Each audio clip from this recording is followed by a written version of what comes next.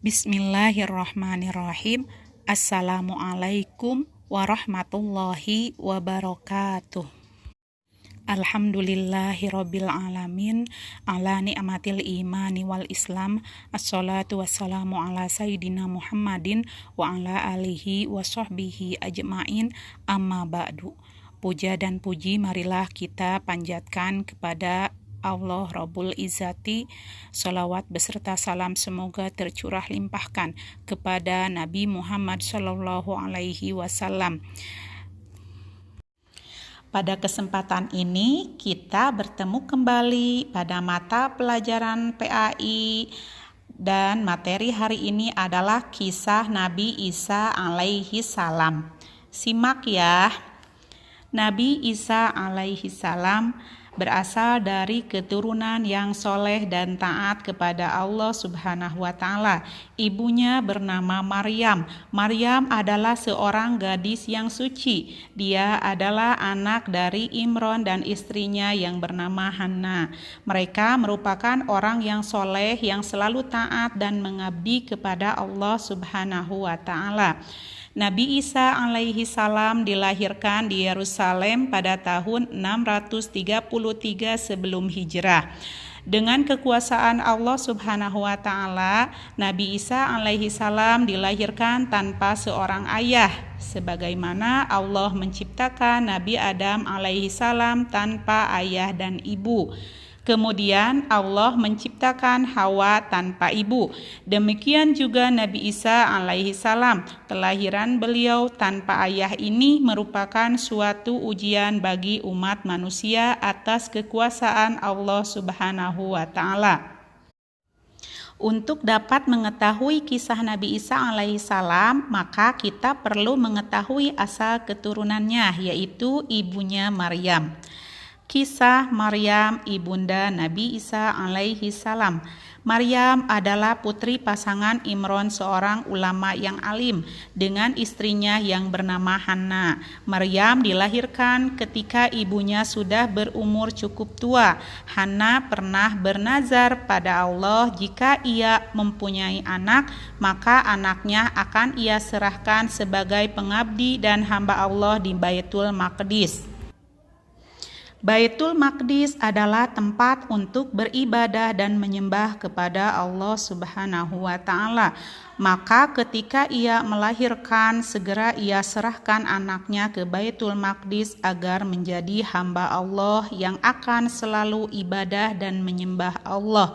Meski ia kecewa karena anak yang dilahirkan ternyata seorang perempuan, bukan anak laki-laki seperti harapannya.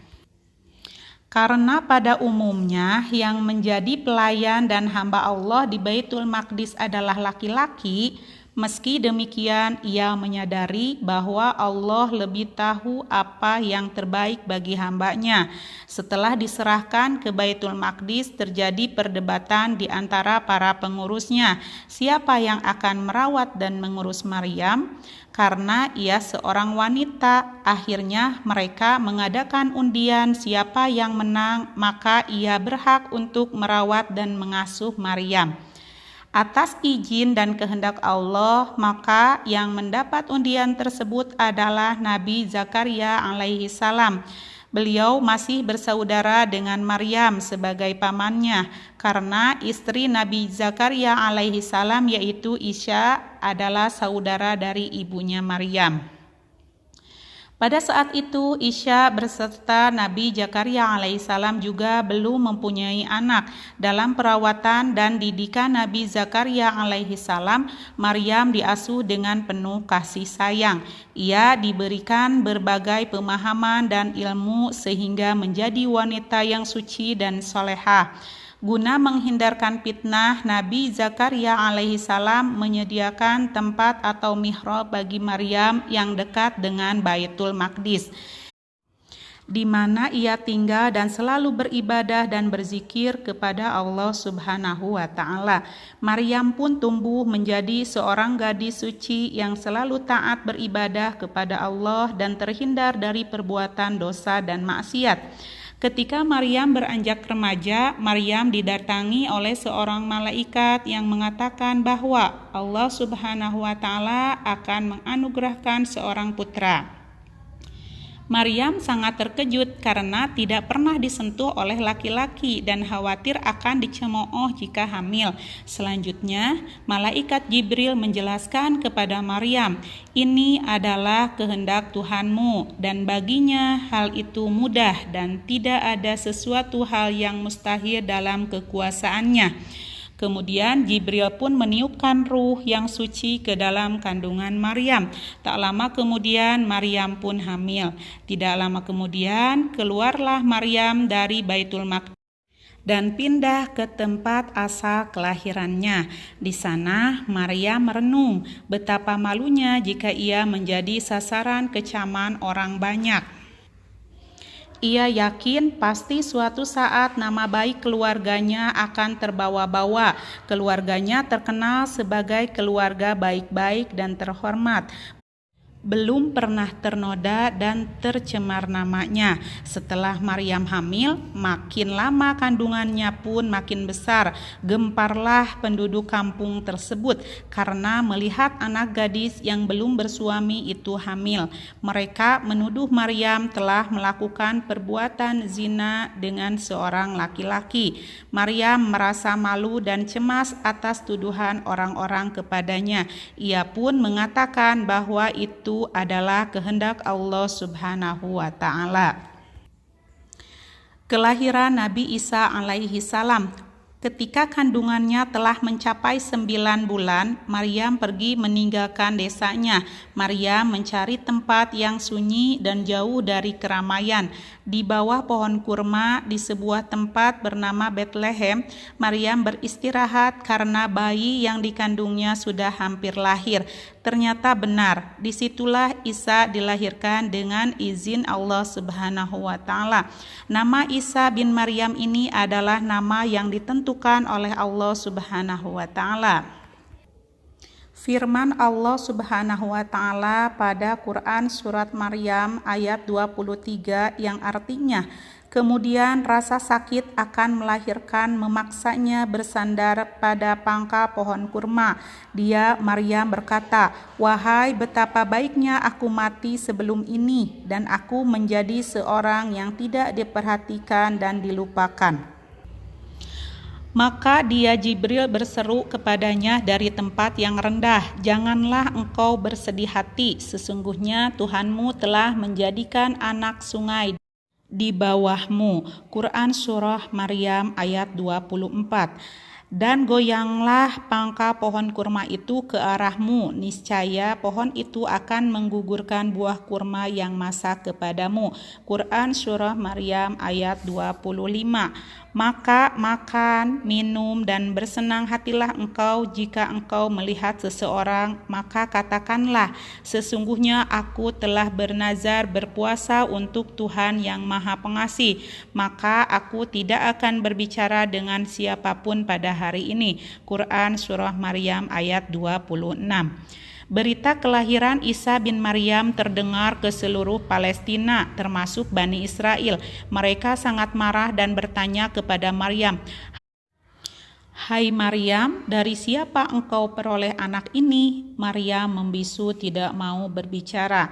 Maryam hanya menunjuk kepada putranya yang masih bayi itu. Dengan kekuasaan Allah Subhanahu wa Ta'ala dan bukti atas kerasulannya, bayi Isa menjawab, "Sesungguhnya aku ini adalah hamba Allah. Allah akan memberiku sebuah kitab Injil dan menjadikan aku sebagai nabi dan rasul. Aku diwasiatkan oleh Allah untuk mendirikan sholat, membayar zakat, dan berbakti kepada ibuku, dan aku tidak dijadikan sebagai orang yang sombong dan celaka." Semua orang yang hadir termasuk keluarganya tercengang. Sebagian ada yang percaya dan ada yang tidak, terutama setelah menyaksikan kenyataan bahwa bayi Nabi Isa alaihi salam bisa berbicara. Isa tumbuh dan berkembang di daerah yang masih banyak padang rumput dan sumber air yang bersih, dalam suasana nyaman, dalam naungan ibunya, dan dalam pengawasan Allah Subhanahu wa Ta'ala. Isa dihitan pada usia 8 tahun, karena setiap nabi setelah Nabi Ibrahim alaihissalam disyariatkan untuk dihitan, maka semua nabi dihitan. Setelah hitan, Isa diberi nama Yusa. Kenabian Nabi Isa alaihi salam. Maryam bersama bayinya dan semua keluarganya pindah ke Mesir dan bertempat tinggal di sana selama 12 tahun. Sesudah itu, Maryam dan putranya kembali lagi ke Palestina. Nabi Isa alaihi salam diangkat menjadi nabi dan rasul pada usia 30 tahun dengan diberikan oleh Allah pemahaman tentang Alkitab dan ilmu lain serta mengetahui isi kitab Taurat. Nabi Isa alaihissalam diutus kepada kaum Bani Israel sesuai dengan firman Allah Quran Surah Maryam ayat 48-49 yang artinya, dan dia Allah mengajarkan kepadanya Isa Alkitab, hikmah, Taurat dan Injil dan sebagai rasul kepada Bani Israel. Nabi Isa alaihi salam mempunyai tugas yang sangat berat, yaitu mengembalikan orang-orang Bani Israel yang telah menyimpang dari ajaran agama yang benar. Namun mereka meminta bukti kebenaran ajaran dan risalah kenabiannya. Firman Allah Subhanahu wa Ta'ala yang artinya, dan ingatlah ketika Isa putra Maryam berkata, wahai Bani Israel, sesungguhnya aku utusan Allah kepadamu yang membenarkan kitab yang turun sebelumku, yaitu Taurat, dan memberi kabar gembira dengan seorang rasul yang akan datang setelahku yang namanya Ahmad Muhammad. Namun ketika rasul itu datang kepada mereka dengan membawa bukti-bukti yang nyata, mereka berkata, ini adalah sihir yang nyata. Quran Surah As-Saff ayat 6. Mukjizat Nabi Isa alaihi salam dalam mengemban tugasnya menyampaikan ajaran kepada umatnya. Nabi Isa alaihi salam pun diberikan mukjizat oleh Allah Subhanahu wa Ta'ala sebagai bukti nyata akan kenabian dan kerasulannya. Meski demikian, dakwah Nabi Isa alaihi salam tidak mulus. Banyak umatnya yang tetap kafir dan menentang ajaran yang dibawanya. Termasuk di dalamnya adalah para ahli agama, ahli nujum, dukun, dan ahli ramal. Mereka justru merasa terancam dengan kebenaran ajaran yang dibawa Nabi Isa alaihi salam, karena mereka telah banyak mengubah dan melanggar ajaran yang sebelumnya. Adapun mukjizat yang diberikan Allah Subhanahu wa Ta'ala kepada Nabi Isa alaihi salam antara lain: 1. Dapat membuat burung dari tanah liat yang kemudian hidup seperti burung lain. 2. Dapat menyembuhkan orang yang buta sejak dalam kandungan. 3. Dapat menyembuhkan penyakit kusta atau lepra. 4. Dapat menghidupkan orang yang sudah mati dan bangkit dari dalam kubur. 5. Dapat menurunkan makanan dari langit ketika ia berdoa kepada Allah atas permintaan kaumnya. 6. Dapat berbicara meski baru lahir. Dakwah Nabi Isa alaihi salam. Nabi Isa alaihi salam membawa ajarannya untuk memperbaiki yang telah keluar dari kebenaran dan ajaran kitab sebelumnya Taurat. Nabi Isa alaihi salam datang dengan ajaran yang baru yang sebagian besar isinya sama seperti ajaran yang dibawa Nabi Musa alaihi salam yang bersumber dari kitab Taurat. Dakwah Nabi Isa alaihissalam berisi kritikan yang ditujukan kepada pemuka agama dari bangsa Yahudi yang telah menyelewengkan ajaran tauhid. Hasilnya, mereka mulai kehilangan pengaruh dan kewibawaan di kalangan pengikut dan masyarakat. Oleh karena itu, mereka melakukan hasudan, fitnah, serta tuduhan-tuduhan palsu tentang Nabi Isa alaihi salam. Mereka takut dan khawatir kehilangan pengaruh, jabatan, dan kedudukan, sehingga mereka bersepakat dan melakukan fitnah kepada Nabi Isa alaihi salam. Mereka berkata kepada sang penguasa, yaitu Raja Herodeus, bahwa Nabi Isa alaihissalam adalah seorang yang akan menghancurkan agama dan akan merebut kekuasaannya, sehingga sangat berbahaya jika dibiarkan. Mereka pun bersepakat untuk menangkap Nabi Isa alaihissalam untuk dihilangkan nyawanya dan disalib. Sebagai nabi, Nabi Isa alaihi salam dapat mengetahui niat jahat kaumnya atas izin dan karunia Allah Subhanahu wa taala. Karenanya, sebelum kaum Yahudi dapat menangkapnya, ia telah berangkat sembunyi-sembunyi bersama sahabatnya yang berjumlah 12 orang yang dikenal sebagai Hawariyin untuk menyelamatkan diri. Akhirnya, penguasa mengirimkan pasukan tentara yang diikuti oleh orang-orang munafik sebagai penunjuk jalan untuk mengepung persembunyian Nabi Isa alaihi salam. Bersama pengikutnya, pada saat pasukan raja mengepung tempat persembunyian Nabi Isa alaihi salam, para murid beliau melarikan diri meninggalkan Nabi Isa alaihi salam seorang diri. Nabi Isa alaihi salam bersembunyi tanpa seorang pun yang tahu kecuali para sahabat atau murid yang ikut bersamanya. Namun sayang, karena tergoda dengan imbalan yang besar, seorang muridnya yang bernama Yudas Iskariot pun murtad dan membuka tabir persembunyian Nabi Isa alaihi salam. Para tentara di bawah petunjuk Yudas Iskariot menuju persembunyian Nabi Isa alaihissalam. Setelah sampai di tempat itu, Yudas Iskariot berjalan paling depan dan masuk lebih dulu ke tempat persembunyian Nabi Isa alaihissalam, sedangkan para tentara mengikuti dari belakangnya. Setelah masuk ke dalam, para tentara mencari ke semua sudut gua, namun mereka hanya melihat satu orang saja yang wajahnya seperti Nabi Isa alaihissalam. Adapun Yudas Iskariot tidak terlihat. Mereka pun menangkap orang tersebut meski ia mengatakan bahwa ia bukanlah Nabi Isa alaihissalam, namun Yudas Iskariot. Meski para tentara tersebut ragu apakah benar dia Nabi Isa alaihissalam, jika benar, lantas di mana Yudas Iskariot? Jika ia Yudas Iskariot, mengapa wajahnya seperti Isa? Akhirnya mereka membawanya untuk kemudian disalib dan dihilangkan nyawanya. Padahal mereka pun masih ragu kebenaran orang yang mereka tangkap. Hal ini terjadi atas pertolongan dan kuasa Allah yang telah mengangkat dan menyelamatkan Nabi Isa alaihi salam dan menggantikannya dengan pengikutnya yang berkhianat. Allah Subhanahu wa taala membuat tubuh dan wajah Yudas sama persis dengan Nabi Isa alaihi salam, sehingga mereka menyangka bahwa orang yang mereka tangkap dan mereka salib adalah Nabi Isa alaihi salam.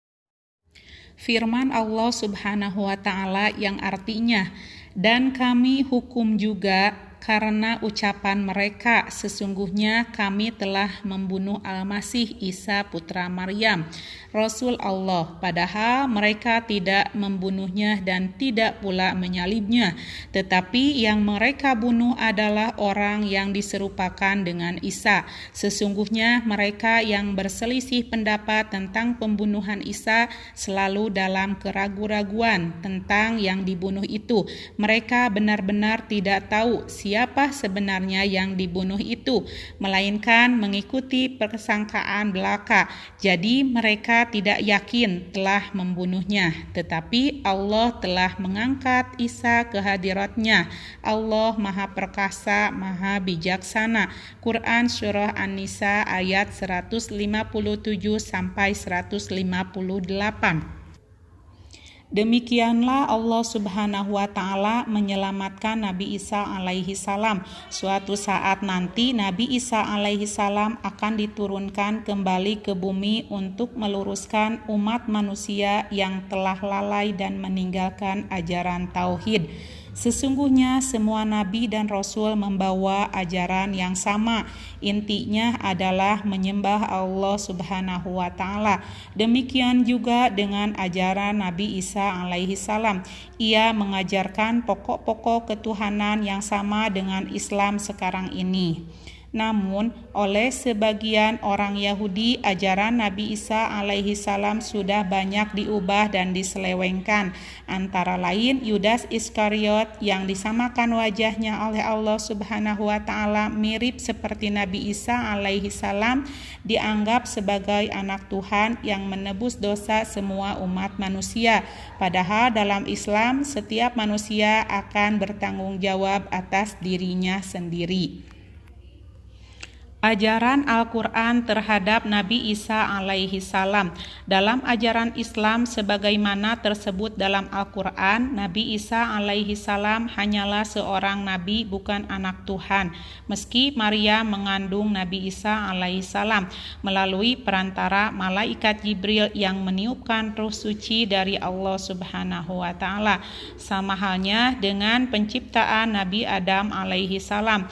Ia diciptakan langsung oleh Allah Subhanahu wa taala tanpa perantara kelahiran dan perantara ayah dan ibu. Demikian juga Nabi Isa alaihi salam yang tidak melalui perantara ayah, hanya dengan perantara ibu. Itu adalah hal yang sangat mudah bagi Allah Subhanahu wa taala dan juga ujian bagi manusia. Apakah ia beriman kepada Allah Subhanahu wa taala ataukah mengingkarinya? Firman Allah Subhanahu wa taala yang artinya, tidak patut bagi Allah mempunyai anak. Maha suci Dia, apabila Dia hendak menetapkan sesuatu, maka Dia hanya berkata kepadanya, jadilah, maka jadilah sesuatu itu. Quran Surah Maryam ayat 35. Satu hal paling penting bahwa Allah Subhanahu wa taala adalah Esa, karena bersifat Al-Ahad dan tidak beranak, dan tidak akan mungkin Allah Subhanahu wa taala punya anak. Sesuai dengan firman Allah Subhanahu wa taala yang artinya, katakanlah Muhammad, dialah Allah yang Maha Esa. Allah tempat meminta segala sesuatu. Allah tidak beranak dan tidak pula diperanakan, dan tidak ada sesuatu yang setara dengan Dia. Quran Surah Al-Ikhlas ayat 1-4. Dalam Islam, Nabi Isa alaihi salam hanya seorang manusia biasa seperti kita. Ia perlu makan, minum, dan tidur. Ia hanya manusia yang diangkat menjadi nabi dan rasul utusan Allah Subhanahu wa taala untuk menyampaikan ajaran tauhid kepada umatnya. Siapapun yang mengatakan bahwa Isa alaihi salam adalah Tuhan, maka ia telah kafir. Sebagai muslim, kita harus meneladani sikap kuat dalam pendirian sebagaimana yang dimiliki Nabi Isa alaihi salam. Dengan sikap kuat pendirian dalam memegang teguh ajaran Allah Subhanahu wa taala, kita akan dapat mengatasi berbagai macam cobaan dalam kehidupan ini. Nabi Isa alaihi salam adalah salah satu nabi yang diutus oleh Allah Subhanahu wa taala dari sekian banyak nabi dan rasul yang diutus oleh Allah untuk menyampaikan ajaran kepada kaumnya. Sebagai umat Islam, sudah sepantasnya untuk percaya kepada semua nabi dan rasul, karena itu adalah bagian dari rukun iman. Kita perlu meneladani sifat dan akhlak mulia dari semua nabi dan rasul. Antara lain, teladan yang dapat dipetik dari kisah Nabi Isa alaihi salam yaitu 1. Perilaku taat kepada orang tua, terutama ibu. Karena surga terletak di bawah kaki ibu, artinya setiap perintah orang tua khususnya ibu wajib untuk ditaati. 2. Rajin belajar dan menuntut ilmu sebagai bekal untuk menempuh hidup dan beramal soleh. 3. Hormat dan patuh kepada guru agar mendapat berkah dan manfaat dari ilmu yang telah didapat. 4. Membiasakan diri untuk berlaku kasih dan sayang kepada sesama manusia tanpa memandang perbedaan. 5. Teguh dalam memegang keyakinan, tidak mudah terpengaruh oleh apapun. 6. Berani menegakkan kebenaran. Nabi Isa alaihissalam menyampaikan dakwah Islam kepada kaum Yahudi walaupun diancam akan dibunuh. Nabi Isa alaihissalam tidak takut terhadap ancaman dari kaum Yahudi yang menentangnya. 7. Suka menolong. Nabi Isa alaihissalam suka menolong kepada siapa saja yang membutuhkan, terutama dalam menyembuhkan orang yang sakit. Nabi Isa alaihissalam tidak membeda-bedakan orang lain berdasarkan kekayaan dan keturunannya. 8. Pemaaf dan tidak dendam. Nabi Isa alaihissalam bukan pendendam dan suka memaafkan orang lain. Ketika bayi, ia dan ibunya yaitu Maryam dihina dan dipitnah. Namun Nabi Isa alaihissalam tidak dendam terhadap mereka. Nabi Isa alaihissalam juga pernah dikhianati oleh muridnya sendiri. Namun Nabi Isa alaihissalam memaafkannya. Nah, hanya itu penjelasan atau pembahasan tentang kisah Nabi Isa alaihissalam. Semoga bermanfaat untuk kita semua.